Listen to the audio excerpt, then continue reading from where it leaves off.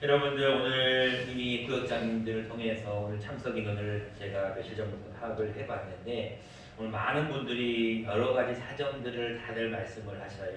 그래서 제가 다들 개별적으로 연락을 해보는데 사정들이 다 있으죠.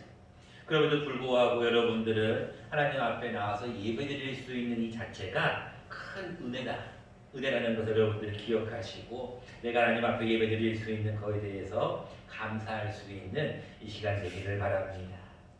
그렇게 길지 않은 시간 동안 우리가 함께 말씀을 짧게 나누려고 합니다.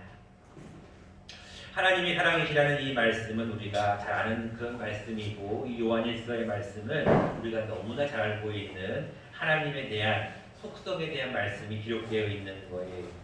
그것은 무슨 얘기냐? 하나님이 곧 사랑이시다라는 말씀이에요. 8절과 방금 읽었던 16절 말씀 동일한 말씀이 주어지는 게 있는데 그것은 무엇이냐면 하나님은 사랑이시다라는 말씀이에요. 여러분 8절 말씀입니다. 사랑하지 아니하는 자는 하나님을 알지 못하나니 이는 하나님은 사랑이십니다. 여러분 이 본문 말씀은 여러분들이 아마 다 알고 있는 말씀이고 제가 우리 유천교회에 와서 처음으로 설교했던 본문이기도 해요. 그리고 제가 매년 송구영신 예배 때마다 지금 올해 3년째 네 번째 드리는 송구영신 예배 때마다 제가 꼭 하는 말씀이 있어요. 그게 무엇이냐면 요한복음 3장 16절이에요. 우리가 너무 잘 아는 말씀이죠. 하나님이 세상을 이처럼 사랑하사 독생자를 주셨다는 거예요. 하나님의 세상을 이처럼 사랑하사 하나님의 사랑에 대한 말씀이 우리에게 필요한 말씀이고 사실은 여러분들 올 1년 동안 들었던 복음에 대한 말씀도 결국은 한 말씀이에요. 복음을 왜 주셨느냐? 우리에게 왜 복음을 주셨느냐? 그 이유는 간단하잖아요. 하나님이 우리를 사랑하시기 때문에 그렇다는 거예요. 저는 로마서 5장 8절 말씀을 너무나 중요시 여기고 있는데 하나님이 자기 아들을 죽이심으로 하나님이 자기 아들을 죽이게 하심으로 말미암아 하나님이 우리를 향한 자기의 사랑을 확증하셨다 그랬어요. 여러분 하나님의 사랑을 확증한 것이 무엇이냐? 하나님이 자신의 아들을 주기까지 우리를 사랑하셨다는 거예요. 여러분 잘 아는 말씀 있지 않습니까? 로마서 13장 10절 말씀 사랑은 모든 율법의 완성이에요. 여러분 새벽에 나오시는 분들은 계속해서 지금 신명기 말씀을 통하여서 율법에 대한 말씀을 듣고 있잖아요. 뭐 하지 마라, 뭐 해라 계속 율법에 대한 얘기 나오잖아요. 근데 그 모든 율법의 완성이 무엇이냐? 사랑이에요. 그러니까 여러분 성경은요 한마디로 얘기하면 하나님의 사랑 이야기 하나님의 사랑 러브스토리라는 거예요. 하나님 우리를 얼마만큼 사랑하시는지 이 성경의 한 권이 우리에게 대해서 기록하고 있는데 그 사랑에 대한 것을 가장 압축하는 것이 오늘 이 요한일서 4장이다라고 저는 생각합니다. 오늘은 이 요한일서 4장 말씀을 통하여서 하나님의 사랑을 받은 우리가 하나님이 사랑이심을 아는 우리가 무엇을 해야 될 것인가 두 가지 말씀만 간략하게 나누려고 합니다. 여러분 하나님이 사랑이시라는 것을 아는 우리는 제일 먼저 해야 될 것은 무엇이냐면 사랑을 통해서 복음을 증거해요. 여러분 하나님의 사랑을 알고 믿는 우리는 가장 먼저 해야 될 것이 무엇이냐? 이 복음을 증거해요. 여러분 어떤 사람이 암에 걸렸다는 말 근데 그 암에 걸린 사람이 어느 병원에 갔더니 좋은 의사를 만나서 고쳐봤다. 그럼 어떻게 해요? 다른 암에 걸린 사람이 있으면 어떻게 해야 돼요? 그 병원을 소개시켜줘야 되는 거예요. 여러분들도 하나님이 우리를 이만큼 사랑하셔서 우리가 구원받았잖아요. 그럼 그 구원받은 것을 알려야 돼요. 전해야 돼요. 전하지 않으면 하나님은 우리에게 그 사랑을 빼앗아 버릴지도 몰라요. 여러분 잘 아는 록펠러에 대한 이야기를 하나 드리려고 합니다. 록펠러는 33세의 백만장자였습니다. 43세의 미국의 최대 부자였습니다. 53세에는 세계의 최대 갑부가 되었어요. 근데 록펠러는 행복하지 않았다고 합니다. 그는 55세에 불치병으로 사형 선고를 받았어요. 이제 1년 이상은 살 수가 없다라고 하는 사형 선고를 받게 돼요. 이제 마지막으로 죽게 될 날을 기다리고 있는 그때에 그가 병원 로비에 있는 한 문구를 보고 나서 그의 마음에 변화가 생겼어요. 그 말씀이 무슨 말씀이냐? 바로 사도행전 20장 35절 말씀.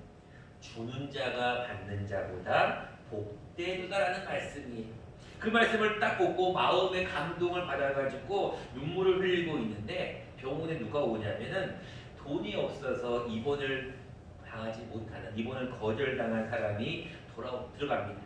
그래서 입원비가 없어서 병원에 입원할 수 없다고 하는데 제발 좀 입원 좀 시켜달라고 하는 그 환자를 보면서 록펠러가 자신의 비서를 통해서 돈 많으니까 야, 좀 가서 병원비를 좀 지불해주고 와, 이렇게 얘기를 하는 거예요.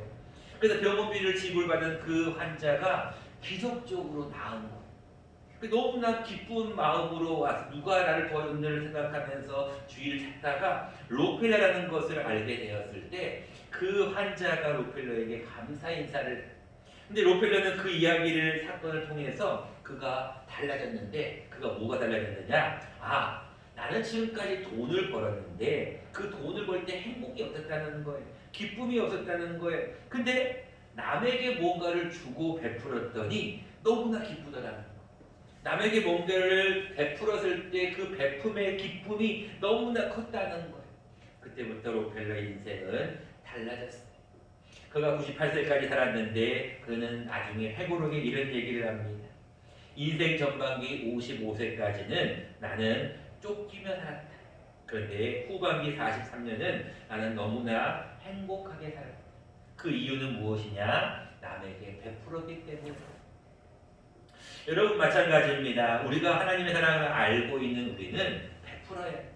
나눠야 돼요. 그리고 복음을 증거해야 돼요. 그 이유는 나누다 보면은, 복음을 증거하다 보면 우리 마음 가운데 기쁨이 있어요. 왜 여러분들 2021년도에 우리가 전도에 대해서 우리 마음 가운데 기도하고 있는 가운데 있으니까 여러분들 하나님의 사랑을 가지고 복음을 증거할 수 있기를 바랍니다. 두 번째입니다. 하나님의 사랑을 알고 있는 우리는 무엇을 해야 될 것인가? 하나님의 사랑을 알고 있는 우리는 모든 두려움을 이길 수 있다는 것입니다. 오늘 본문 말씀입니다. 18절 말씀입니다. 사랑 안에 두려움이 없고 온전한 사랑이 두려움을 내쫓나니 두려움에는 형벌이 있습니다. 두려워하는 자는 사랑 안에서 온전히 이루지 못하였느니라. 여러분들 요즘 코로나19 이야기를 안 할 수가 없습니다. 많은 분들이 두려워하고 있어요. 제가 여기 우리 유치원 평택에 오기 전에 있었던 데가 여러분들이 아시다시피 저는 소망교회 부목이 있습니다.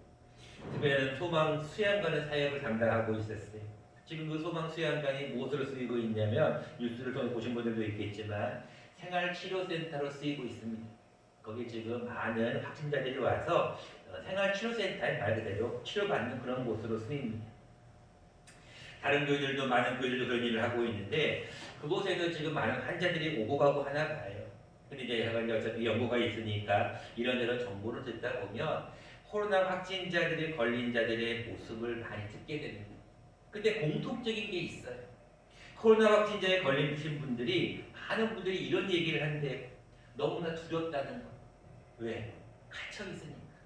나오지를 못한대. 먹는 것부터 해서 자는 것 모든 게 그 안에서만 이루어지는 거지 문 앞에 한 발자국도 나갈 수가 없다는 거예요. 갇혀 있다고 하는 거.